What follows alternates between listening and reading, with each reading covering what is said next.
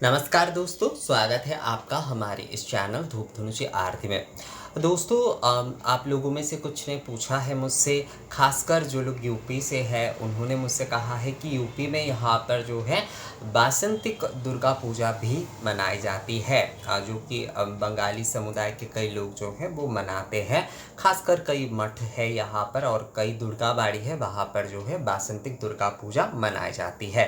तो यहाँ पर किस प्रकार से मतलब जो बंगाल में ये किस प्रकार से जो है वो मनाई जाती है और जो पुराने ऐसे किसी घर में मनाई जाती है या नहीं, उस बारे में अगर मैं आपको थोड़ा बताऊं, मतलब इस बारे में थोड़ा आपके साथ गपशप करूँ एक्चुअली, तो ये वीडियो उस प्रकार का ही है एक्चुअली।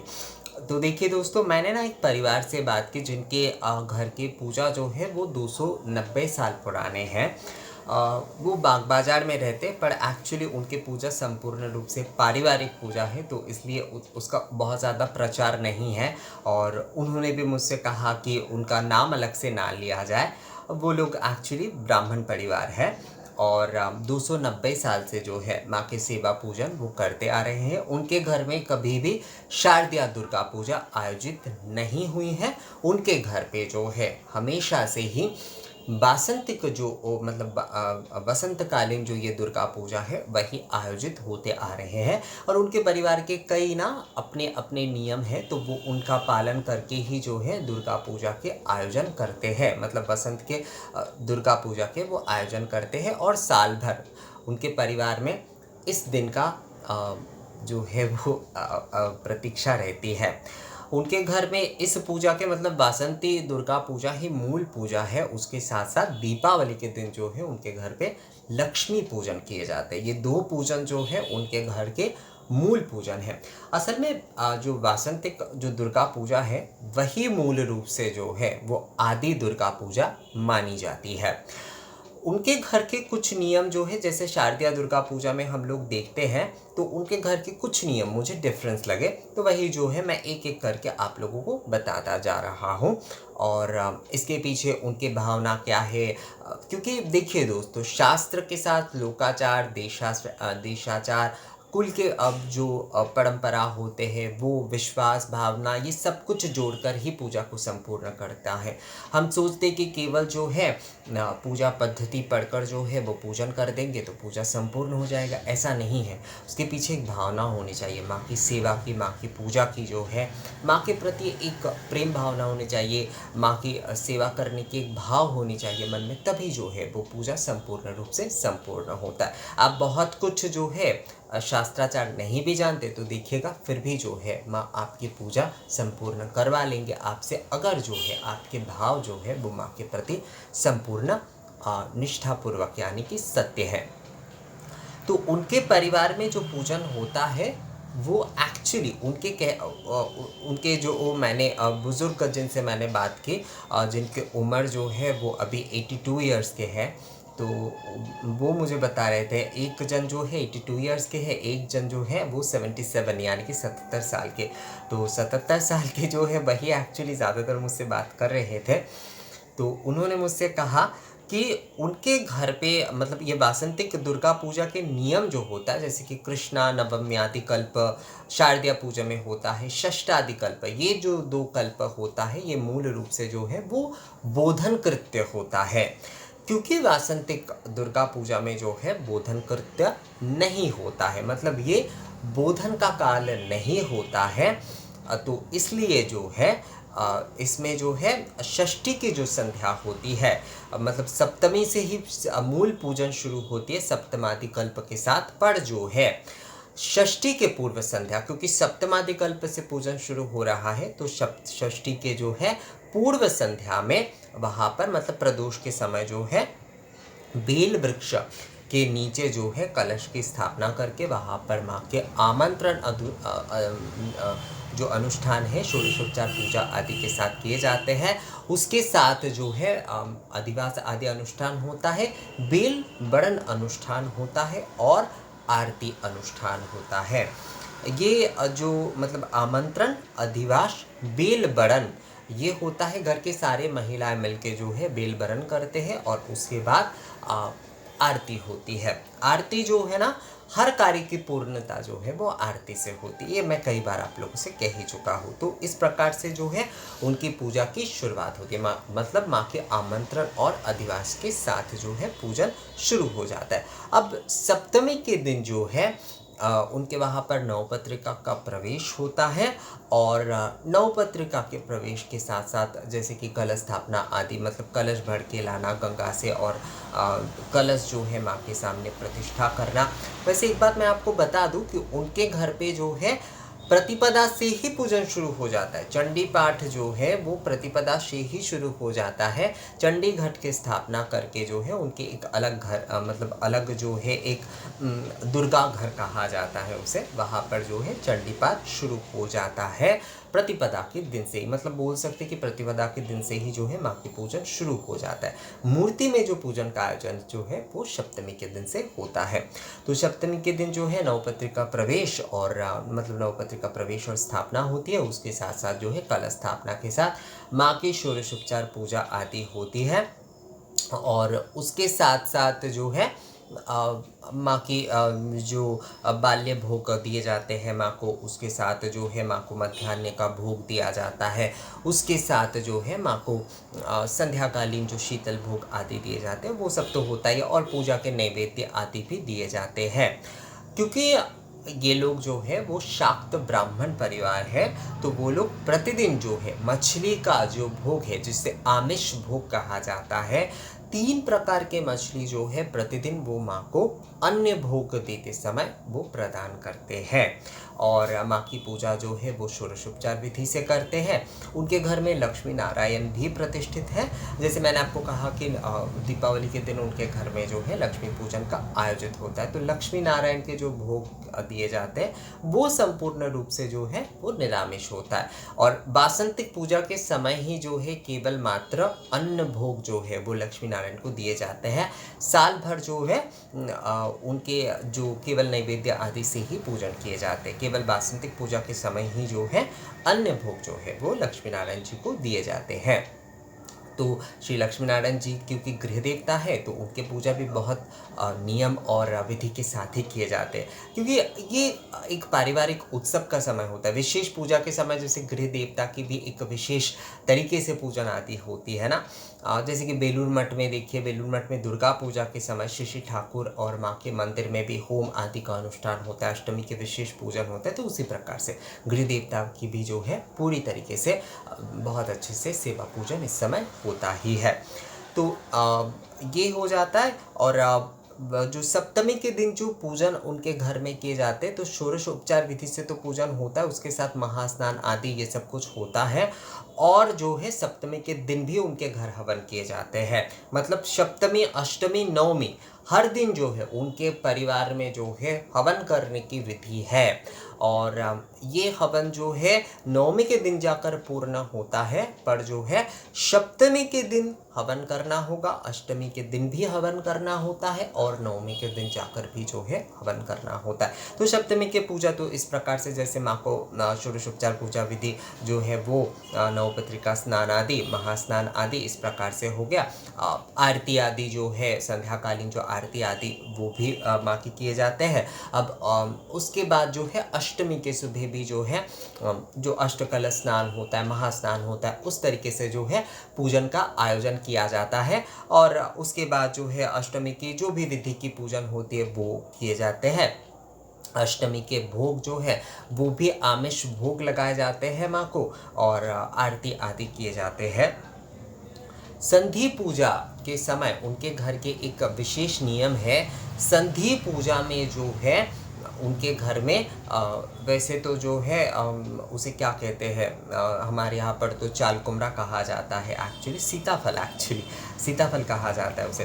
तो उसके बलि चढ़ाए जाते हैं और रक्त चंदन का छिड़काव किया जाता है। तो क्योंकि शाक्त परिवार है, संधि पूजा में बलि दिए जाते हैं। संधि पूजा और नवमी में शायद जो है, नवमी में हाँ, नवमी में भी बलि दिए जाते हैं, जहाँ तक उन्होंने बताया मुझे। तो जो संधि पूजा है उसमें संधि क्षण में जो है बलि दिए जाते हैं। पर इनके संधि पूजा की जो विशेषता है, वैसे तो संधि पूजा में किसी भी प्रकार का कोई आमिष भोग या फिर अन्न भोग जो है वो माँ को नहीं चढ़ाया जाता। केवल मात्र जो है पूरी और मिठाई आदि ही जो है संधि पूजा के समय जो है माँ को चढ़ाए जाते हैं। पर संधि पूजा में 108 दीपक या 108 जो कमल के पुष्प है वो नहीं चढ़ाए जाते हैं माँ को। वैसे तो अपराजिता के ये जो पुष्पमाला होते वो दिए जाते हैं, कमल के पुष्पमाला, बिल्वपत्र के माला, ये सारे माला जो है जबा पुष्प के माला वो पहनाए जाते। पर जो है 108 दीपक या फिर 108 जो है जो कमल के पुष्प है वो निवेदन नहीं किए जाते। उनके परिवार की मान्यता यही है कि शारदीय दुर्गा पूजा के समय श्री रामचंद्र ने जो है इस प्रकार से माँ के पूजन किए थे संधि पूजा के इस मुहूर्त में। तो इसलिए जो है वो सारे वस्तु यानी कि जो 108 जो कमल के पुष्प है, 108 जो दीपक है, वो माँ को शारदीय दुर्गा पूजा के संधि पूजा में निवेदन किए जा सकते हैं। पर वासंतिक दुर्गा पूजा में जो है वो निवेदन नहीं होता है उनके घर पे। और उनके घर के एक जो है विशेष प्रथा है धूनो पुरानो, जो कि अष्टमी का जो धूनो पुरानो अनुष्ठान होता है। तो अष्टमी के संधि पूजा शुरू होने के बाद अष्टमी जो है अष्टमी तिथि नवमी में जाने से पहले ही जो है उनके घर के 8 महिला जो है धूनो पुरानो का अनुष्ठान वो करते हैं। और संधिक्षण में जो है मतलब संधिक्षण से पहले ही धूनो पुराण अनुष्ठान शुरू हो जाता है। संधिक्षण का मतलब होता है अष्टमी और नवमी के संधि का मुहूर्त। उस समय जो है बलिदान होता है, उसके पहले धूनो पुराण अनुष्ठान शुरू हो जाता है, महिला जो है वो करते हैं और उसके बाद जो है उस समय आरती की जाती है। यही जो है वो नियम है उनके संधि पूजा के। तो 108 दीपक या फिर 108 जो कमल के पुष्प है वो माँ को संधि पूजा में नहीं चढ़ाए जाते। ये उनके कुल परंपरा है। अब आप लोग ये मत सोच लीजिए कि ये जो मतलब चढ़ाए ही नहीं जा सकते, ऐसा नहीं है। ये उनके कुल परंपरा, उनके मान्यता ये है कि ये केवल जो है शारदीय दुर्गा पूजा के समय जो है, क्योंकि श्री रामचंद्र ने इस नियम का प्रचलन किए थे। नियम का प्रचलन मतलब उन्होंने जो है 108 कमल के पुष्प से जो है माँ के पूजन किए थे, तो इसलिए ही जो है 108 दीपक और पुष्प जो है वो शारदीय संधि पूजा के समय माँ को चढ़ाए जाते। उनके वहाँ पर ये नियम नहीं होते। वहाँ पर जैसे कि धुनो पुराणों का जो अनुष्ठान है वो किए जाते हैं। और एक परिवार में एक्चुअली मैंने सुना था बहुत सारे लोगों को ना ये धूनो पुराण अनुष्ठान संधि पूजा के समय होता है, बहुत जगह पर होता है। इस बारे में एक्चुअली बहुत सारे लोगों को नहीं पता होता है। बहुत सारी जगह पर युग्म धूनो पुराण अनुष्ठान तो नहीं होता है, पर युग्म यानी कि जुगल जो है धुनुची में धूप जलाए जाते 108 दीपक के साथ। तो ये जो होता है अलग अलग परिवार के अपने अपने कुल परंपरा होते हैं। बहुत सारे लोगों को ये विषय होता है कि हमने तो ये नहीं सुना, ये तो हमने पहले नहीं देखा। तो हर चीज़ जो है ना, हर परिवार के अपने अपने नियम होते हैं, अपने अपने कुछ पद्धति होते, तो हर चीज़ हम जो है देखेंगे ऐसा ज़रूरी नहीं है। इतने सारे परिवारों में पूजन आदि होते, हर किसी के अपने अपने नियम आदि होते हैं, तो हर चीज़ हम देख पाएंगे या फिर हर चीज़ हमारे जानकारी में होगा ऐसा ज़रूरी नहीं है। पर ऐसे नियम होते हैं। मैंने भी जो है संधि पूजा के समय, शारदीय पूजा के समय भी धूनो पुराणों का अनुष्ठान कई परिवार में देखे हैं। और युग्म धुनुची तो जो है दा परिवार में भी जलाए जाते हैं। तो इस प्रकार से ये जो है उनकी संधि पूजन होती है। नवमी के दिन जो है, नवमी के दिन इनके परिवार में कुमारी पूजन का आयोजन नहीं होता है। नवमी के दिन क्योंकि राम नवमी होता है, तो लक्ष्मी नारायण की जो है जानकी रघुनाथ यानी कि राम सीता रूप में पूजन होता है। तो नवमी के दिन किसी भी प्रकार का कोई आमिष भोग जो है वो माँ को नहीं दिया जाता है। लक्ष्मी नारायण के राम नवमी के रूप में जो है इनके परिवार में पूजन, राम नवमी के दिन जो है राम सीता के रूप में पूजन होता है। तो उस दिन इसलिए जो है माँ को भी जो है जो निरामिष भोजन जो है वही प्रदान किए जाते हैं। और इसके साथ साथ जो है पूर्ण हवन आदि कार्य होता है, दक्षिणांत होता है। संध्या के समय जिस प्रकार से जो है संध्या आरती आदि होती है नवमी के, उसी प्रकार से किए जाते हैं। दशमी के दिन सुबह जाकर जो है माँ को पांता भोग दिया जाता है। और उसके साथ साथ जो है जो उनके परिवार के कुछ विशेष मछली का भोग देने का चलन है एक्चुअली। जैसे कि इलिश माछ भोग दिया जाता है शायद उनके परिवार में, क्योंकि शाक्त जो परिवार होते जिनके परिवार में जो है आमिष भोग प्रदान करने के नियम हैं, तो वहाँ पर ये नियम निभाए जाते हैं। तो वहाँ पर पांता भोग देकर जो है माँ की आरती आदि किए जाते हैं। उसके बाद जिस तरीके से मतलब दशमी के पूजन तो जैसे 10 उपचार से होते, उसके बाद जो विदाई के वरण आदि किए जाते हैं, उसके बाद आरती किए जाते हैं। और उसके बाद जो है इनके परिवार में किसी भी प्रकार की कोई महिलाओं के वरण करने का या फिर जो है सिंदूर दान करने का कोई चलन नहीं है। पुराने जो पूजाएं होती थी उसमें नहीं है। वासंतिक पूजा जिन घरों में खासकर की जाती है उनके परिवारों में विशेषकर मैंने देखा है कि ये जो सिंदूर खेला आदि का चलन बहुत कम है, बहुत कम है, बल्कि मैं कहूँगा ना के बराबर मैंने जितने परिवारों में देखा है। अब अभी अभी प्रचलन हुआ है या फिर लोग करते हैं तो वो अलग बात है, पर जो है क्योंकि वासंतिक पूजा जो है ना वो इतना हाईलाइट नहीं हुआ है कई परिवारों में, क्योंकि आजकल जो है वो टीवी पर दिखाए जाते, तो इन सारी वजह से भी जो है इन सारी प्रथाओं का सिंदूर खेला आदि का प्रचलन हो गया है। पर जो है वासंतिक जो दुर्गा पूजा में अभी भी जो है ज़्यादातर परिवारों में सिंदूर खेला आदि का कोई अनुष्ठान नहीं होता है, और वहाँ पर वरण आदि के अनुष्ठान भी जो है वो पुजारी ही करते हैं। केवल बेल वरण का अनुष्ठान जो है वो परिवार के महिला किया करते हैं। तो इसी प्रकार से जो है उनके परिवार में वरण आदि करने के बाद, आरती आदि करने के बाद सभी लोग, परिवार के सभी लोग एकत्रित होकर माँ से प्रार्थना करते हैं कि माँ आप जो है अगले साल फिर से आइएगा हमारे घर पे, और इस साल सेवा में अगर कोई त्रुटि आदि रह गई है तो उसके लिए क्षमा कर दीजिएगा।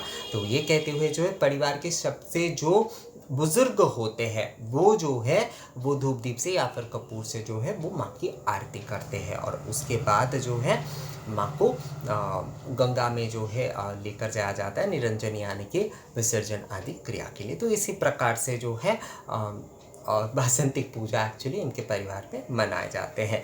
तो मैं इनसे बात कर रहा था, और भी कई सारे नियम हैं एक्चुअली। इस प्रकार से बताने से ना दोस्तों बहुत सारे नियम जो है वो एक्चुअली बताना थोड़ा मुश्किल हो जाता है। कई छोटे बड़े नियम ऐसे होते, तो मैंने बस आप लोगों से, क्योंकि ये गपशप की ही एक वीडियो था, तो और आप लोग बोल रहे थे कि वहाँ पर वासंतिक पूजा के जो पारिवारिक नियम होते उसके बारे में भी आप थोड़ा बताइए, तो मुझे लगा कि चलिए एक वीडियो में थोड़ा गपशप कर ही लेते हैं इस प्रकार से। तो ये वीडियो उसी के लिए था।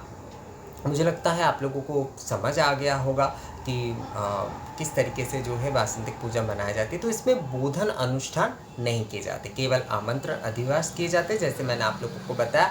और इनके मान्यता अनुसार जो है ये लोग संधि पूजा के समय जो है वो अपनी कुल परंपरा के अनुसार धूना पुराणों का अनुष्ठान करते हैं। 108 दीपक और 108 पुष्प जो है वो माँ को नहीं चढ़ाते, ये इनकी कुल परंपरा है। मैं ये नहीं कह रहा हूँ कि ये जो है सभी लोग करते हैं। तो इसी प्रकार से जो है वासंतिक पूजा हर एक परिवार में भी जो है अपने अपने नियम के अनुसार मनाए जाते हैं। बहुत ही प्राचीन पूजा। वैसे एक चीज़ मैंने देखा है कि शारदीय पूजा में, क्योंकि वो एक उत्सव का माहौल होता है, एक उत्सव का टाइम होता है, बहुत भीड़ होता है, बहुत लोगों का आना जाना और बहुत कुछ विषय होता है, मतलब एक उत्सव भी होता है उस समय ना। पर वासंतिक पूजा का जो समय होता है उस समय जो होता है माहौल एकदम वैसे भीड़ भाड़ वाला नहीं रहता है। और जिन घरों में जो है वासंतिक पूजा का आयोजन किए जाते हैं ना, उनके घर में पूर्ण निष्ठा, मतलब एक एक नियम जो है बहुत अच्छे से निभाए जाते हैं, बहुत अच्छे से उसका पालन किए जाते हैं, क्योंकि उस समय एक उत्सव का एक फेस्टिव मूड भी रहता है। पर इस समय पूरी तरीके से माँ की सेवा में जो है ना एक समर्पित होने की एक भावना बहुत ज़्यादा होती है। और इसके साथ साथ जैसे कई परिवार में वासंतिक पूजा के साथ ही जो है संध्याकालीन अन्नपूर्णा पूजन किए जाते हैं। चैत्र शुक्ल जो अष्टमी होते हैं उसमें जो है अन्नपूर्णा पूजन एक्चुअली निशाकालीन यानी कि प्रदोष के बाद ही करना सबसे फलदायी कहा गया है। कई लोग वैसे पूर्वाह्न में भी करते हैं, जो लोग अन्नपूर्णा पूजन केवल करते हैं, पर जिनके घर में वासंतिक पूजा और अन्नपूर्णा पूजन दोनों होते हैं वो इस पुराने नियम का पालन करते हुए जो है वो निशाकालीन अष्टमी में जो है अन्नपूर्णा पूजन करते हैं, मतलब प्रदोष के बाद वो पूजन करते हैं। तो दोस्तों यही था वासंतिक पूजा के बारे में, जो है जो आप लोग जानना चाहते थे कि यहाँ के पारिवारिक नियम जो है वो कैसे होते आदि। तो ये वीडियो आप लोगों को कैसा लगा मुझे कमेंट्स करके ज़रूर बताइएगा। ये वीडियो अगर अच्छा लगा है तो इसे लाइक और शेयर भी ज़रूर कर दीजिएगा। मिलेंगे आपसे अगले वीडियो में नए जानकारी के साथ, तब तक के लिए नमस्कार।